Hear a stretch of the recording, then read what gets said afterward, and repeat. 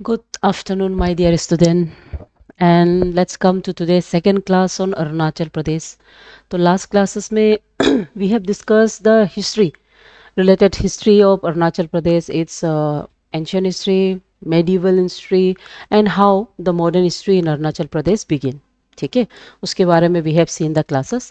Today let's understand कि modern history में अरुणाचल का जो पॉलिटी है वो किस तरह से अप्राइज होता है, कैसे वो उभरता है, किस तरह से एक पॉलिटिकल और एडमिनिस्ट्रेटिव डेवलपमेंट अरुणाचल प्रदेश का यानी कि northern part of the Assam जिसको हमको बोलता था बिगिनिंग में, वो कैसे वहाँ से फ्रंटियर ट्रैक नाम देता है, फिर फ्रंटियर ट्रैक से एजेंसी कैसे बनता है, यूनियन टेरिटरी कैसे बनता है और स्टेट कैसे आता है. तो आज का क्लास में हम इसको डिस्कस करेंगे और इन डिटेल कि ये आपका एपिसोड्स का जो मेंस का पर्सपेक्टिव हो उस हिसाब से भी पूरा कवर्ड हो जाए और प्रीलिम्स के पर्सपेक्टिव से भी एपीएसएस भी या तो एपीएसएस के लिए कवर हो जाए. इसमें जो इंपॉर्टेंट डेट्स लुक है हम उसको मार्क करेंगे, आप लोग उसको फॉलो करिए. ठीक है, तो सी इन द 18th सेंचुरी हम थोड़ा सा रिवाइज करने वाला है 18th सेंचुरी में. ठीक है, 18th सेंचुरी में 1826 इसको भी याद करो. 1826 को ऑफन पूछा बोला कहा जाता है. तो 1826 में आपका सबसे पहले ट्रीटी ऑफ यांगदादू साइन होता है. ट्रीटी ऑफ यांगदादू, और इसके बारे में हम आपका जो प्रीवियस क्लासेस है उसमें हम लोग ऑलरेडी बहुत डिटेल से पढ़ा है. ये मोरियांग रेवलेशन की वजह से जब आपका बर्मीज का इन्वेशन होता है तब आपका ईस्ट इंडिया कंपनी, उस समय में ईस्ट इंडिया कंपनी था, वो कंपनी आता है और वो असिस्ट करता है अंदर लॉर्ड कॉर्नवालिस के अंदर में. ठीक है, तो ट्रीटी ऑफ यंगदू साइन होने के बाद उसके बाद दोबारा असम से वो निकलता नहीं है. असम का जो रीजन है, होल रीजन यहाँ पे जो मैप में आपको दिखाई दे रहा है, ये पूरा रीजन को वो लोग उसमें अपना एडमिनिस्ट्रेशन डालता है. तो पहली बार वो लोग का एनकाउंटर ट्राइबल पीपल्स के साथ होता है, ट्राइबल हिल्स के पास होता है. तो ये एनकाउंटर की वजह से अपना ही पॉलिटिकल एडमिनिस्ट्रेशन और अपना गवर्नेंस के लिए और आसान रहने के लिए वो क्या करता है, स्पेशली असम का ये जो नॉर्थर्न ये जो एरिया है जहाँ में हमारा अरुणाचल रहता है, इसको वो नॉर्थर्न फ्रंटियर बोलता है बिगिनिंग में. याद रखो, कुछ कुछ बुक में जो हिस्ट्री बुक्स में आप देखा होगा अरुणाचल का northern frontier region of Assam ये नाम दिया जाता है, फ्रंटियर रीजन. ठीक है, इसमें कंफ्यूज मत हो. तो नॉर्थर्न फ्रंटियर रीजन बोल के नाम देता है ये जगह को. डन. तो उसके बाद वो लोग इसमें इंटरफेरेंस ना हो और आसान हो, और दूसरा ये ट्राइबल पीपल्स लोग बहुत डिफरेंट होता है in every approach for the British. So इसलिए इसमें लीज रूल लाने के लिए और लीज इंटरफेरेंस के लिए वो क्या करता है, आपका Bengal eastern frontier regulation act. ठीक है, Bengal eastern frontier regulation act of 1873 के तहत वो एक लाइन इंट्रोड्यूस करता है.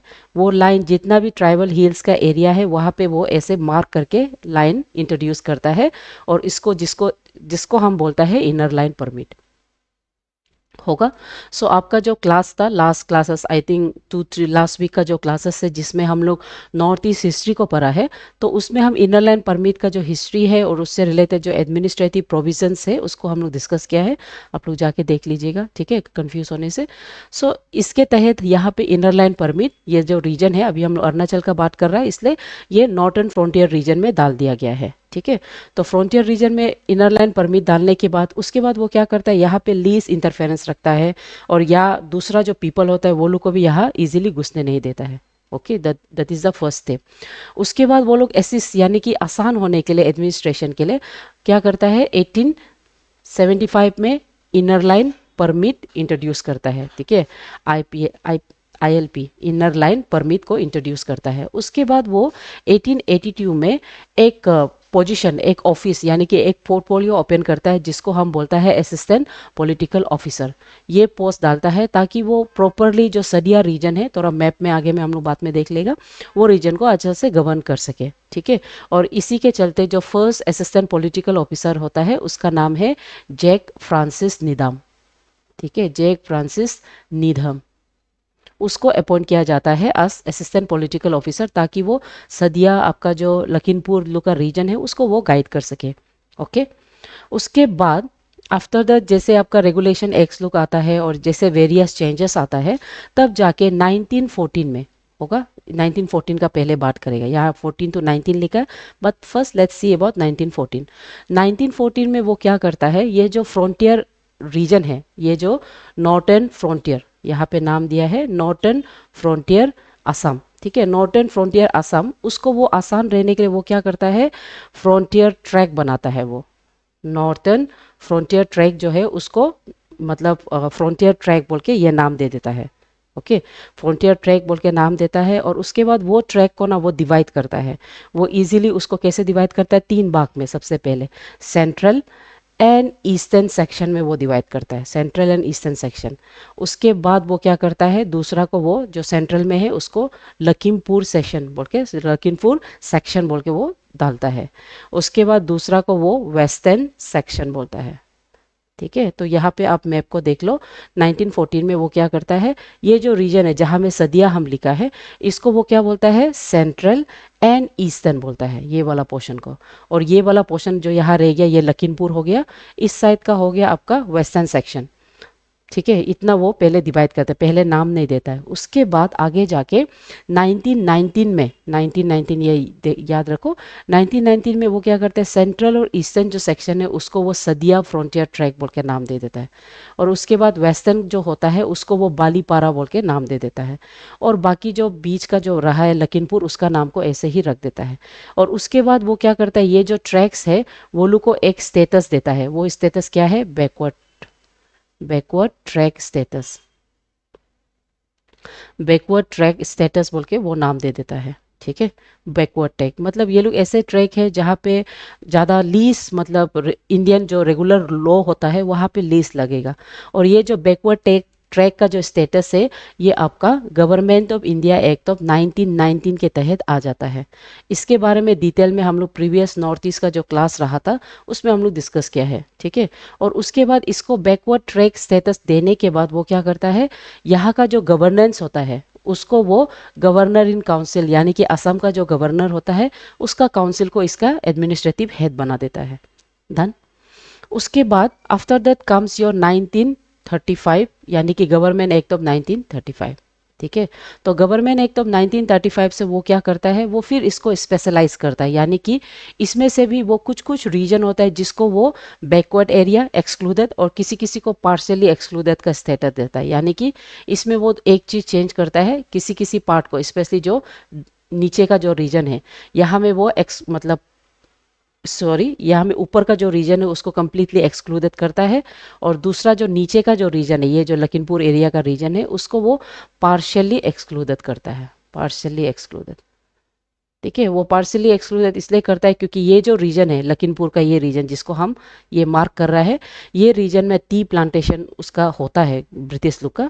सो ट्री प्लांटेशन लोग के लिए, रिसोर्सेज के लिए वो चाहता है कि यहाँ थोड़ा सा एडमिनिस्ट्रेशन रूल एंड रेगुलेशन लेके आए, और ताकि उसके लिए आसान रहे, बेनिफिट रहे। और बाकी जहाँ पे बहुत लीस्ट इंटरफेरेंस है उसको वो कम्प्लीटली एक्सक्लूडेड बोल के ये नाम दिया जाता है। ठीक है, सो ये होता है आपका गवर्नमेंट एक्ट ऑफ 1935 से। दूसरा, ये एक्ट के तहत वो क्या करता है, जो फ्रंटियर ट्रैक है उसको और फर्दर डिवाइड करता है, होगा, जिसमें आपका जो मैक्सिमम जो प्रोविजंस होता है सेक्शन 91(1) के अंदर में और गवर्नमेंट एक्ट के अंदर में, वो ये जो फ्रंटियर ट्रैक्स को और भी सब डिवाइड करने लग जाता है। ठीक है, ताकि इजीली आसानली वो कर सके। तो उसी समय में उसी एक्ट के तहत, यानी कि 1935 के एक्ट के तहत आगे जाके 1943 में एक न्यू एडमिनिस्ट्रेटिव ट्रैक को वो ओपन करता है। ये एडमिनिस्ट्रेटिव ट्रैक ये जगह से निकलता है, ये जगह जिसको हम मार्क कर रहा है। ठीक है, और वो ट्रैक का नाम है आपका फ्रंटियर, या sorry Tirap frontier tract. Tirap frontier tract में कुछ part of the Lakhimpur and कुछ part of the Sadiya frontier tract को लेके आ गया है, ये वाला। ठीक है, तो यही तिराप का ये फ्रंटियर ट्रैक में बाद में एक देखेगा तुसंग डिवीजन भी आपको दिखेगा, जो बाद में आगे जाके नागालैंड में चला जाता है, होगा, ये मैप है। ठीक है, आई होप आप समझ गया है। उसके बाद 1946 में एक नया एक्ट आता है, reorganisation of the north east frontier tract. So north east frontier tract का रीऑर्गेनाइज करके उसको 4 फ्रंटियर ट्रैक्स में वो ऑर्गेनाइज करता है।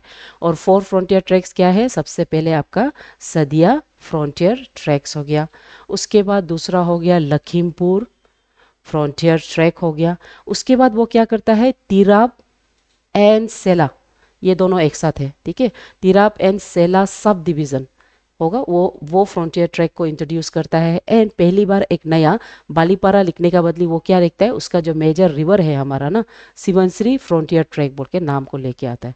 ये जितना भी फ्रंटियर ट्रैक है इसका गवर्नेंस, यानी कि इसका जो लीड मतलब हेड होता है, एडमिनिस्ट्रेटिव हेड, वो गवर्नर ऑफ असम के अंदर में रख देता है, असम का डिस्क्रिप्शनरी के अंदर में आ जाता है। साथ ही साथ ये हर एक फ्रंटियर ट्रैक में वो क्या देता है, एक पोस्ट देता है और एक एक्स्ट्रा पोस्ट वो पोर्टफोलियो डालता है और उसको हम क्या बोलता है, एडवाइजर बोलता है। सो पहली बार एडवाइजर लोग का पोस्ट ईच ट्रैक में वो देता है जो गवर्नर को ये करेगा, गवर्नर को रिपोर्ट करेगा, ठीक है।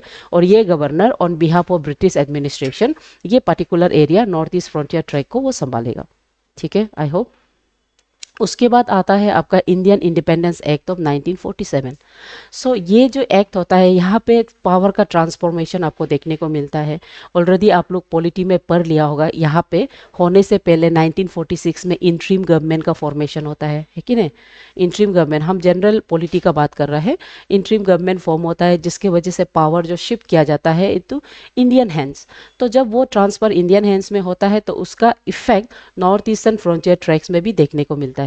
तो नॉर्थ ईस्टर्न फ्रंटियर ट्रैक्स में क्या होता है, गवर्नमेंट ऑफ असम जो होता है वो स्पेशली गोपीनाथ बोरदोलोई का जो एफर्ट्स से अरुणाचल और असम का बहुत सा पार्ट को डायरेक्ट आपका बांग्ला के साथ में मतलब डिवाइड होने नहीं देता है, जाने नहीं देता है, ठीक है। सो इसी के अंदर में वो क्या करता है, आपका जो गवर्नर होता है, और उस समय में जैसे ही आपका फ्रंटियर ट्रैक इंडिपेंडेंस एक्ट आता है, असम में चीफ मिनिस्टर का स्टेटस भी आ जाता है। तो चीफ मिनिस्टर का स्टेटस ऑन द एडवाइस मतलब अंडर द गवर्नर वो लोग गवर्न करता है आपका नॉर्थ ईस्ट फ्रंटियर ट्रैक को, ठीक है। अंडरस्टूड। उसके बाद नॉर्थ ईस्ट फ्रंटियर ट्रैक में ना सबसे बड़ा चेंज होता है 1948 में, जिसको हम बोलता है Bordoloi committee. Okay, Bordoloi committee, इसको भी मेंस का पर्सपेक्टिव से अच्छा से देख लीजिएगा। कमिटी, सॉरी अपॉइंटमेंट लिखता है ना, कमिटी TTE, ओके, स्पेलिंग कभी कभी भूल जाता है, वेरी सॉरी। सो ये जो बोरदोलोई कमिटी है 1948 को जो आता है, इसका जो हेड होता है वो हमारा गोपीनाथ बोरदोलोई होता है। सो गोपीनाथ बोरदोलोई क्या करता है, वो कोशिश करता है कि असम का जो रीजन है और अरुणाचल प्रदेश जो रीजन है उसका प्रॉपर बॉर्डर डेमार्केशन हो, और साथ ही साथ वहाँ पे ट्राइबल एरियाज और एक्सक्लूडेड पार्शियली एक्सक्लूडेड जो एरियाज है वहाँ का सिटीजन्स लोग का राइट्स के लिए और माइनॉरिटीज़ का राइट के लिए वो बात करता है। और दूसरा सबसे इम्पोर्टेंट, ये बॉर्डर डेमार्केशन जो होता है ना, ये जो नॉर्थ ईस्टर्न का जो स्टेट है अरुणाचल और असम का बॉर्डर डेमार्केशन, उसके लिए भी वो मतलब पिटिशन डालता है, ठीक है। सो रिमेंबर, गोपीनाथ बोरदोलोई एक एडवाइजरी कमेटी फॉर्म करता है, Gopinath Bordoloi who was then the chief minister of Assam, और वहाँ पे वो ट्राइबल्स पीपल लोग के लिए वो डिमांड रखता है, रिप्रेजेंटेशन रखता है, और इंक्लूड करता है कि लीडर्स ऑफ द अरुणाचल प्रदेश भी वहाँ प्रेजेंट रहना है, ताकि वहाँ नेपा जो एरिया है नॉर्थ ईस्ट फ्रंटियर ट्रैक उसका बारे में या तो उसका फ्यूचर को डिसाइड करें। तो ये कमिटी में जो जो रिकमेंडेशन 1947 में भेजता है वही रिकमेंडेशन आगे जाके बोरदोलोई कमिटी के अंदर में 48 में एक्सेप्ट होता है, ठीक है। तो वो 48 में एक्सेप्ट होने के बाद तब आपका नॉर्थ ईस्ट फ्रंटियर ट्रैक को direct administration of union of government के अंदर में रख देता है, ठीक है। और यूनियन ऑफ गवर्नमेंट के अंदर में जब रखता है तो उसको फिर से डिवाइड करता है into Sadiya frontier tract, Lakhimpur frontier tract, Tirap frontier tract, Sela sub division, Subansiri frontier tract and Tuensang frontier tract. मतलब और भी इसको सब डिवाइड करता है। यहाँ पे इसका डायग्राम है।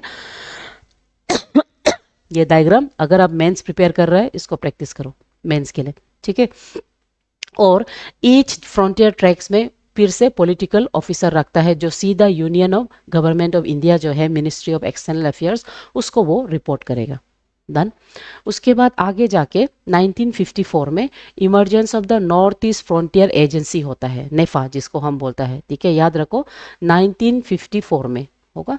1954 में आपका जो नेफा है वो नाम यानी कि नॉर्थ ईस्ट फ्रंटियर ट्रैक से उसका नाम को नेफा बना देता है, और नेफा बना के इसको फिर से ये जो इसमें एडमिनिस्ट्रेशन और रीऑर्गेनाइजेशन फिर से देखने को मिलता है। इसमें जितना भी ट्रैक है उसको फिर से फ्रंटियर डिवीज़न बोल के नाम में शिफ्ट करता है। ओके, सो फ्रंटियर डिवीज़न में कैसे कैसे नाम हो जाता है, Kameng frontier division, Subansiri frontier division, Siang frontier division, Lohit frontier division, Tirap and Tuensang frontier division, यानी कि ये लोग सब फ्रंटियर डिवीज़न में बन गया। उसमें से 1954 को 1957 को आपका जो टूसांग डिस्ट्रिक्ट है वो ये जगह में रहता है। ये टूसांग डिस्ट्रिक्ट जो क्या करता है नागालैंड में चला जाता है, ठीक है। ये जो पार्ट है तिरप का ये जो नागा हिल्स में जाके तब से वो और अभी तक वो नागालैंड का पार्ट बन के रह गया है, ठीक है। उसके बाद 1967 में, नाउ 1967 का जो एडमिनिस्ट्रेशन है वो सडनली नहीं आता है। इसका बैक हिस्ट्री ऐसा होता है कि 1962 में, हम आपको पहले भी क्लासेस तक में भी बताया है, 1962 में जो सीनो इंडिया वार होता है ना, इंडिया चाइना वार जिसको हम बोलता है, या तो हम इसको वार ऑफ वालोंग भी कहता है। ये जब वार होता है तो तब ये रियलाइज होता है कि अरुणाचल का, यानी कि ये जो फ्रंटियर ट्रैक एरिया है, यहाँ में एडमिनिस्ट्रेटिव, प्रॉपर एडमिनिस्ट्रेटिव होना ज़रूरी है। इसी के चलते 11 अप्रैल 1964 में दाइंग इरिंग कमीशन आता है। दाइंग इरिंग कमीशन ना ज़्यादातर पंचायत से रिलेटेड तो है, पंचायत के अलावा वो अरुणाचल में उसका पुलिस फोर्स, ठीक है, अरुणाचल में पुलिस, हम शॉर्ट फॉर्म में लिख देगा, अरुणाचल प्रदेश में पुलिस फोर्स, उसके अलावा अरुणाचल प्रदेश में सिविल सर्वेंट यानी कि सिविल एडमिनिस्ट्रेशन लेके आना, इसका अपना ही लोकल पुलिस ना, लोकल मतलब रिप्रेजेंटेटिव होना, ठीक है, और उसके अलावा विलेज लेवल में, है ना, विलेज लेवल में इसका गवर्नेंस होना, ये सब के लिए वो मांग रखता है। गवर्नेंस यानी कि वो पंचायत के लिए मांग रखता है, पंचायती राज इंस्टीट्यूट के लिए, ठीक है। तभी जाके 1965 में based on the recommendation of Daying Ering आपका administration ministry of home affairs के अंदर में आने के बाद वो जितना भी जो डिविजन्स होता है उसको डिस्ट्रिक्ट बोल के नाम देता है। याद रखो, 1964 के वजह से 1965 में एक बहुत बड़ा चेंज होता है कि सब एडमिनिस्ट्रेशन आपका मिनिस्ट्री ऑफ होम अफेयर्स के अंदर में आते हैं। उसके बाद जितना भी फ्रंटियर डिवीज़न है वो डिस्ट्रिक्ट में बदल देता है। तब जाके 5 डिस्ट्रिक्ट फॉर्म होता है अरुणाचल प्रदेश में, जिसका नाम है Kameng district, Lohit, Tirap, Siang and Subansiri. Basically आपका 5 मेजर रिवर के बेस पे ही नाम दिया जाता है 5 डिस्ट्रिक्ट, ठीक है। तो ये आपका एपीएसएसबी में एक बार पूछा गया था कि फ्रंटियर डिवीजन जब डिस्ट्रिक्ट बनता है तो कितना डिस्ट्रिक्ट था, ठीक है, वो 5 डिस्ट्रिक्ट है, उसको आपको याद करना है, होगा। तो इसीलिए यहाँ पे 1964 में जो पंचायती राज है हम उसके बारे में थोड़ा देखेगा, उसमें पंचायती राज कैसे था, पंचायती राज कैसे आता है और कौन कौन सा मेंबर था, ठीक है, एग्जाम के फॉर्म में। सो 11 अप्रैल 1964 में एक कमेटी सेटअप हुआ है, जैसे आपको हम बताया है, दाइंग इरिंग कमेटी, जो चाहता है कि अरुणाचल जैसे एरिया में quick political and economic development हो, गवर्नेंस हो, ठीक है, पीपल जो मेन स्ट्रीम में इंक्लूड हो सके, उसी को हम दाइंग इरिंग कमेटी बोलता है। सो ये कमेटी में जो हेड मेंबर था वो आपका दाइंग इरिंग था, एंड उसके साथ जो अदर 3 मेंबर्स वो था B D Pandey, brigadier D M Sen और श्री एल थांगा। ये लोग सब मिलके वो कमेटी का मेंबर बनता है। तो मेंस में पढ़ रहे बोलने से ये कमेटी का मेंबर का नाम भी पढ़ लीजिए, समटाइम्स वो लोग पूछता है, ठीक है। उसके बाद दाइंग इरिंग का जो रिकमेंडेशन है 1964 को, उसको एक्सेप्ट करता है। उसको एक्सेप्ट करके नेफा पंचायती राज रेगुलेशन एक्ट ऑफ 1967 आता है। ये 1967 में आके इसको इस्ताब्लिश करता है 1968 में। इसको समझ जाओ क्योंकि ये पॉलिटिकल हिस्ट्री है, आपको पॉलिटिकल हिस्ट्री मेंस में बहुत पूछता है। तो 68 में ये आता है, लेकिन इसमें कभी भी पंचायत इलेक्शन नहीं होता है, याद रखो, ठीक है। ये जो आपका 2 अक्टूबर पूरा डेट 2 अक्टूबर 1968 में आता है, और आने के बाद ये पूरा 1 साल लगता है, ये 1 साल रुकता है ताकि पीपल जो ये गवर्नेंस के बारे में समझ सके, इसका रूल एंड रेगुलेशन समझ सके। उसी के चलते अरुणाचल प्रदेश जो अपना पहला पंचायती राज इंस्टीट्यूट का जो इलेक्शन होता है उसको अरुणाचल कंडक्ट करता है 1969 में, होगा। सो 1969 से अभी तक हमारा जो इलेक्शन है वो I think 12 Panchayati Raj election है अभी, ओके। सो इसी से हमारा पंचायती राज इलेक्शन होता है। दूसरा, दाइंग इरिंग का जो कमीशन होता है उसमें basically they are asking for 4 tier democratic institute जो अरुणाचल प्रदेश में सेटअप होना है, ठीक है। और ये सेटअप होता है 1969 जब इलेक्शन स्टार्ट होता है, और उसमें ग्राम पंचायत यानी कि विलेज लेवल में गवर्नेंस लाना, अंचल समिति जो ब्लॉक लेवल में होगा, जिला परिषद जो डिस्ट्रिक्ट लेवल में होगा, एजेंसी काउंसिल जो टेरिटोरियल यानी कि टेरिटोरियल लेवल में होगा, अपर लेवल में होगा। सो वो एक दाइंग इरिंग 4 टायर गवर्नेंस के लिए वाले पंचायत के लिए बोलता है। तो ये 4 टायर को भी एग्जाम में पूछता है कि दाइंग इरिंग 3 टायर 2 टायर 4 टायर है कि नहीं, तो उसको भी आपको याद करना है, ठीक है। उसके बाद यहाँ पे पंचायत बॉडी जो कॉन्स्टिट्यूट हुआ था 1969 में, उसका जो नंबर्स लिख के रखा है, जैसे कि जिला परिषद सब जगह में 1-1 था, अंचल समिति डिफरेंट करता है, कामिंग में 5 था, सिवनसिरी में 12, सियांग में 11, लोहित में 8, तिराप में 3 और ग्राम पंचायत तो कहीं में नहीं था। सो इस ये डिवीजन है, ठीक है, होगा। सो इसमें कुछ कुछ नाम दिया है, पूरा कौन कौन सा जिला में कौन कौन सा मेंबर था, आप लोग इसको गो थ्रू कर सकता है, ठीक है। उसके बाद दूसरा इंपॉर्टेंट चीज, जब आपका पंचायती रेगुलेशन जो 1969 में जो आ जाता है, इससे अरुणाचल में एक चेंज होता है, उसका जो लेजिस्लेशन में चेंज आने को मिल जाता है, ठीक है।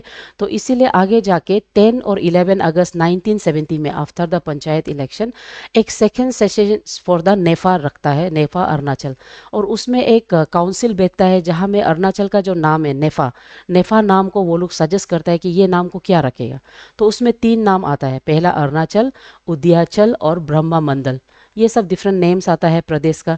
तो लास्ट में वो लोग डिटेल डिस्कशन करके वो लोग डिसाइड करता है कि अरुणाचल नाम को रखेगा, जिसका मतलब है लैंड ऑफ राइजिंग सन।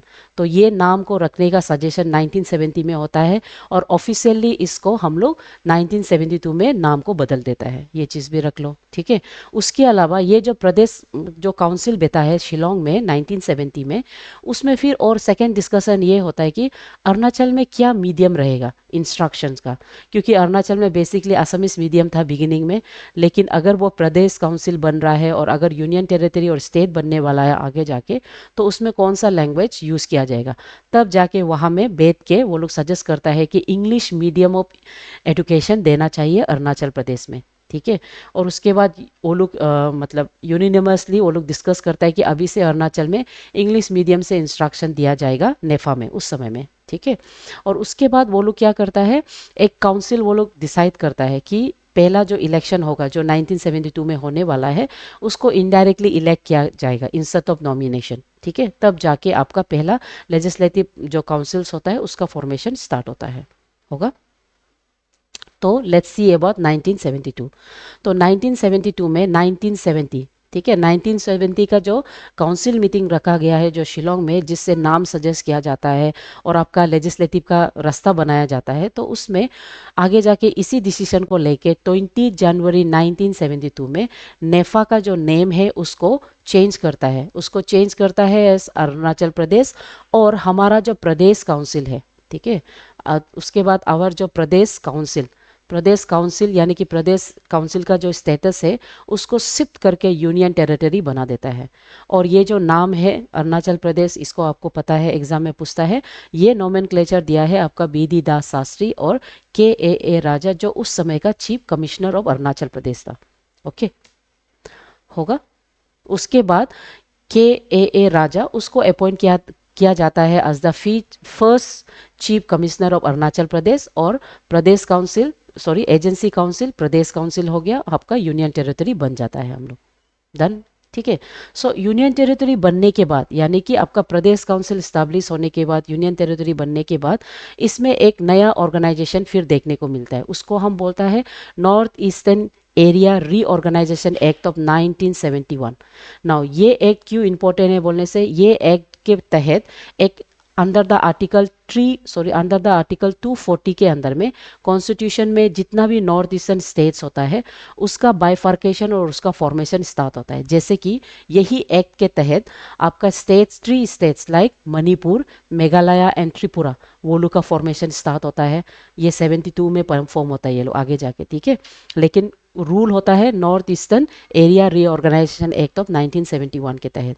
और इसी समय में 2 यूनियन टेरिटरी भी फॉर्म होने वाला होता है, एक होता है अरुणाचल प्रदेश और दूसरा होता है मिजोरम। दोनों जाके आगे जाके 1987 में स्टेट, ठीक है, स्टेट का जो स्टेटस है उसको ऑब्टेन करता है, होगा, ऑफ इंडिया का, समझ में आ गया।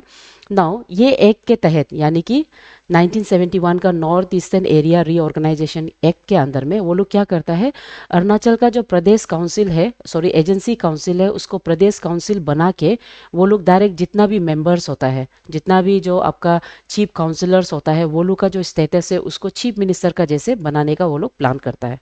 मतलब स्टेट को स्लोली वो लोग यूनियन टेरिटरी को स्लोली स्टेट का टुवर्ड्स मूव करता है, ठीक है। और उसमें न्यूली कंडक्टेड प्रदेश काउंसिल जो होता है उसमें वाइस प्रेसिडेंट रहता है, 3 रिप्रेजेंटेटिव ऑफ जिला परिषद, ठीक है, nominated members of by the chief commissioners होता है, 2 members of the parliament for the Arunachal Pradesh and chief commissioners of Arunachal Pradesh, ये सब पोर्टफोलियो दिया जाता है, डन। उसके बाद प्रदेश काउंसिल वैसे ही फंक्शन करता है जैसे एक cabinet minister and chief minister of the other state functions करता था। और इसमें 5 काउंसलर्स था। 5 काउंसलर्स में every councillors from each district जो बना है उससे होता था। तो ये 5 काउंसलर्स में नाम कौन कौन सा है, जैसे कि पहला हो गया प्रेम खंडू थुंगदोन, जिसको हम चीफ काउंसलर बोलते हैं, सब काउंसलर में से एक हेड काउंसलर। उसके बाद दूसरा है वांगपा लोवान काउंसलर, सोबांग ताइंग ये भी काउंसलर, तोमो रिबा वो काउंसलर एंड तादरतांग वो भी काउंसलर है।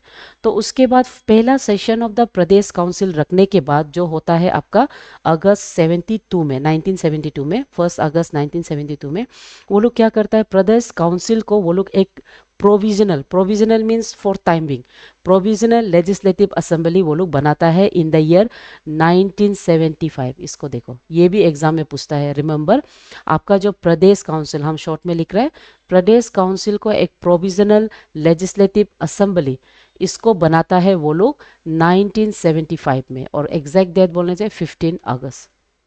तो जब ये लोग प्रदेश काउंसिल को आपका एक प्रोविजनल लेजिस्लेटिव असेंबली बनाता है तो वो लोग क्या बोलता है, नया इलेक्शन करने से बेहतर जो चीफ काउंसिलर है ये वाला, ठीक है, चीफ काउंसिलर को चीफ मिनिस्टर का पोस्ट दे दो।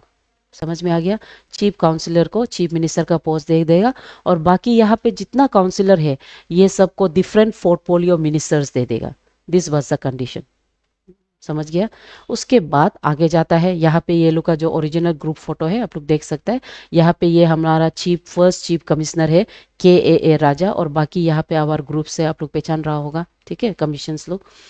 तो इसी के चलते ये प्रोविजंस के चलते प्रोविजनल लेजिस्लेटिव असेंबली 1975 में स्टैब्लिश हो जाता है, और ये इस्टेब्लिशमेंट आपका ओम मेहता करता है, क्योंकि उस समय में ओम मेहता जो minister of state for the home affairs था, सो इसीलिए ये इसको इनाग्रेट करता है। और तब से अरुणाचल प्रदेश का फर्स्ट प्रोविजनल लेजिस्लेटिव असेंबली वो 15 अगस्त 1975 को स्टैब्लिश होता है। और इसमें क्या क्या अपडेट होता है, पहला अपडेट ये नंबर 1 यहाँ पे हम लिख रहे हैं, मार्क कर रहे हैं। इसमें पहली बार चीफ कमिश्नर ऑफ अरुणाचल प्रदेश जो होता है उसको चेंज करके लेफ्टिनेंट गवर्नर बन जाता है। So first lieutenant governor of Arunachal Pradesh, first Arunachal Pradesh का जो लेफ्टिनेंट गवर्नर है वो के राजा। सी, प्रदेश काउंसिल का मतलब होता है ऐसे काउंसिल जिसमें ना अपना गवर्नेंस का ओपिनियन या तो कुछ भी एडमिनिस्ट्रेशन जो होता है उसको आप थोड़ा ले सकते हैं, मतलब आपके पास वो पावर होता है। आपके पास ऐसे पावर होगा जैसे आप अपना पीपल के लिए उस हिसाब से पॉलिसीज, उस हिसाब से एडमिनिस्ट्रेशन, उस हिसाब से सेंसेक्स आप बना के सेंटर में भेज सकते हैं। मतलब प्रदेश काउंसिल में आपको उतना पावर देता है जितना एजेंसी में नहीं था। फिर प्रदेश काउंसिल से ज़्यादा आपको लेजिस्लेटिव असेंबली में डिस्कशन ऑफ द बजट ये सब करने का हक देता है, ठीक है। इसीलिए नेसेसरी होता है कि प्रदेश काउंसिल लेजिस्लेटिव में चेंज हो, ताकि स्पेशली फाइनेंस का डिस्कशन हो सके, और फाइनेंस एक स्टेट को चलाने के लिए बहुत ज़रूरी है। इसीलिए दे वांटेड कि लेजिस्लेटिव असेंबली सेट होगा, ठीक है। सो उसके बाद आपका जो के राजा वो क्या हो जाता है, लेफ्टिनेंट गवर्नर हो जाता है, और होगा वो इतना याद रखो। उसके बाद chief councillor like I said वो चीफ मिनिस्टर बन जाता है, और बाकी जितना मिनिस्टर्स है वो लोग आपका डिफरेंट पोर्टफोलियो मिनिस्टर्स बन जाता है। तो इसमें जो डिपार्टमेंट यहाँ पे देके रखा है आप लोग गो थ्रू करो। जैसे हमारा जो पीके थुंगोन होता है वो फर्स्ट चीफ मिनिस्टर बन जाता है, फाइनेंस, होम और इंजीनियरिंग को वो संभालता है, ठीक है। उसके बाद तोमोरिबा जो होता है वो minister of agriculture, horticulture, animal husbandry, fishery, community development. समझ गया। यानी कि यहाँ पे ये डिपार्टमेंट को पकड़ने के बाद इसका फाइनेंस ज़रूरी है। कोई भी डिपार्टमेंट बिना फाइनेंस का वो फंक्शन नहीं होगा। इसीलिए प्रदेश काउंसिल में डिस्कशन तो था लेकिन फाइनेंस का एबिलिटी नहीं था। That's why they wanted to change it into legislative assembly so that एक फाइनेंस का आर्टिकल आ जाए, एक फाइनेंस का डिपार्टमेंट बन जाए, ठीक है। उसके बाद जैसे आपका वांगपा लोवांग ये आपका education, parliamentary affairs, panchayat, rehabilitation को वो संभालता है। उसके बाद सोबेंग ताइंग जो supply, cooperative, forest, preservation, wild life, ये डिटेलिंग ना आपका मेंस पढ़ रहा है बोलने से आपको चाहिए, ठीक है, एपीएसएस का मेंस। उसके बाद एपीएसएस भी लोग के लिए इतना डिटेल नहीं। उसके बाद तादारतांग जो health, family, man of power, planning, static उसका होता है, हो जाएगा। ओके। उसके बाद आगे जाके इसका जो फर्स्ट सेशन होता है, यानी कि प्रोविजनल लेजिस्लेटिव असेंबली तो बन गया, तो इसका फर्स्ट सिटिंग कब होता है? 18 अगस्त 1975 ईटानगर में करता है। नाउ ईटानगर में करने से पहले ईटानगर का कैपिटल को शिफ्ट करता है, ठीक है, उसको हम लोग थोड़ा देर में देख लेगा।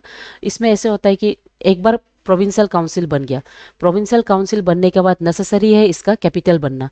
तब 1974 में क्या करता है, प्रदेश काउंसिल इंट्रोड्यूस होते ही वो अरुणाचल प्रदेश का जो कैपिटल जो शिलोंग में था उसको शिफ्ट करता है। शिफ्ट करके यहाँ पे नाहरलगन में पहले लेके आता है, उससे फिर ईटानगर में शिफ्ट किया जाता है, ठीक है। तब तक टाइम बिंग के लिए कैपिटल वो लोग जीरो को बना के रखता है। दैट इज द हिस्ट्री होगा।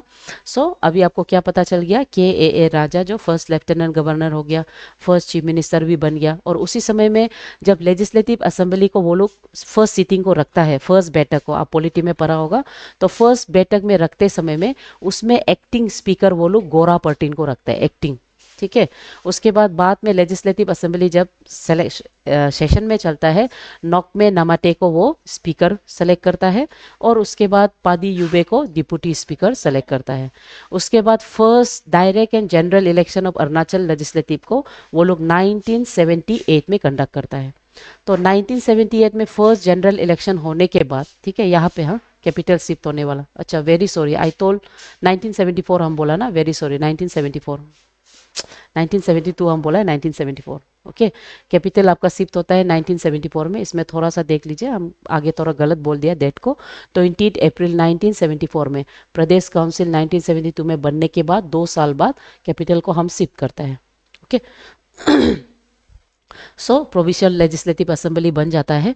तो ये लेजिस्लेटिव असेंबली में जो एक्ट होता है ये होता है आपका 37 कॉन्स्टिट्यूशनल अमेंडमेंट एक्ट के तहत आपका प्रदेश काउंसिल, प्रोविजनल प्रदेश काउंसिल हमारा बन जाता है, होगा, ये उसी का रिपीटेशन है, ठीक है। तो उसके बाद प्रदेश काउंसिल बनने के बाद इसका first election, like I said 1978 में इसका फर्स्ट इलेक्शन होता है।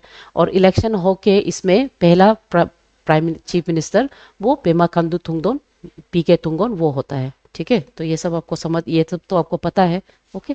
तो पेमा खांडू थुंगोन बनने के बाद हमारा यानी कि असेंबली इलेक्शन होने के बाद ये असेंबली इलेक्शन में 33 मेंबर्स का इलेक्शन होता है, जिसमें 30 जो इलेक्टेड होता है और 3 जो नॉमिनेटेड मेंबर्स होता है, ओके। और इसमें जो फर्स्ट जो चीफ मिनिस्टर है उसका पॉलिटिकल पार्टी जो जनता पार्टी होता है, होगा। उसके बाद 3 नवंबर 1979 में ये असेंबली डिसॉल्व होता है because of the non confident motion of the governments. इसी के चलते first president rule Arunachal Pradesh में लागू होता है, जो 18 जनवरी 1980 तक जाता है। उसके बाद सेकेंड जनरल इलेक्शन को 1980 में रखता है, और फिर इसके बाद थर्ड को ना 5 इयर्स होने से पहले 1984 में ही डिसॉल्व कर देता है, और उसको 8 जनरल इलेक्शन, लोकसभा का जो इलेक्शन है उसके साथ सिंक्रोनाइज करने के लिए डिसॉल्व करके दोबारा 1986 को फिर से थर्ड इलेक्शन को रखता है। रिमेंबर, अरुणाचल प्रदेश में वो सीरीज को मेंटेन नहीं किया, पंचायत में भी ऐसे है और जनरल इलेक्शन में भी ऐसे है, ठीक है। सेकेंड इलेक्शन 1980 में because of the president rule फिर से दोबारा आता है, और वो पूरा फुल टर्म नहीं होता है, उससे 4 इयर्स पहले उसको डिसॉल्व करके आपका जो 8 लोकसभा है उसके साथ सिंक्रोनाइज करेगा बोल के 86 में सेकेंड, मतलब 86 में थर्ड इलेक्शन को रखता है, होगा। उसके बाद आगे जाके ऑन 20 फरवरी 1987 में एक लैंडमार्क डिसीजन लिया जाता है कि अरुणाचल प्रदेश का पॉलिटिकल और एडमिनिस्ट्रेटिव डेवलपमेंट के लिए अरुणाचल को यूनियन टेरिटरी से हम स्टेट का स्टेटस देगा।